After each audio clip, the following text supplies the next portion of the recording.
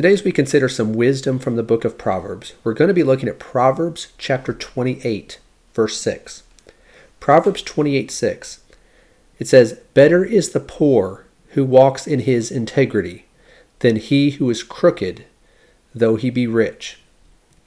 In our society, what we tend to do a lot of times is we judge our worth or the worth of other people based upon whether they're rich or poor, how much money they have, what their income is, what kind of house they live in.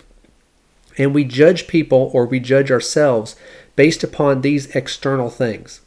And the wise man explains here, that's not how we should be looking at this. Not whether someone is rich or poor. He talks here in this verse about those who are poor and walking in integrity, and contrasts it with those who are rich, who are crooked or who are corrupt. Now, he's not suggesting that all those who are rich are crooked or all those who are poor are morally upright and people of integrity. You can have someone who is morally bankrupt and corrupt and they fall into poverty. You can have others who are good people, who are striving to do what is right, who are hardworking and industrious and people of integrity, and they may rise up to be wealthy. That can happen. But what the wise man is talking about here is not whether one way or the other is the guaranteed way to either wealth or poverty. What he's talking about here is what we need to focus on. We tend to focus too much on the external things, whether someone's rich or poor, and not what is inside of us. Whether we are people of integrity, what our character is like.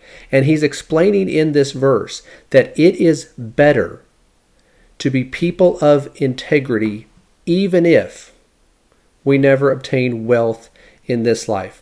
We have to recognize what is important, because there are a lot of people who, because they make wealth, because they make riches, their highest priority, they're willing to do anything in order to obtain it. They're willing to lie, they're willing to cheat, they're willing to steal, they're willing to take advantage of others or manipulate others or whatever it might be. Whatever they have to do, they're willing to do that in order to enrich themselves. Well, the problem with that is that those riches are only temporary. Even if we hold on to them until the end of our life, that's as long as we're going to have them, because they're going to be gone after that. We can't take them with us. Well, what if we face poverty? Well, again, that's also a temporary condition.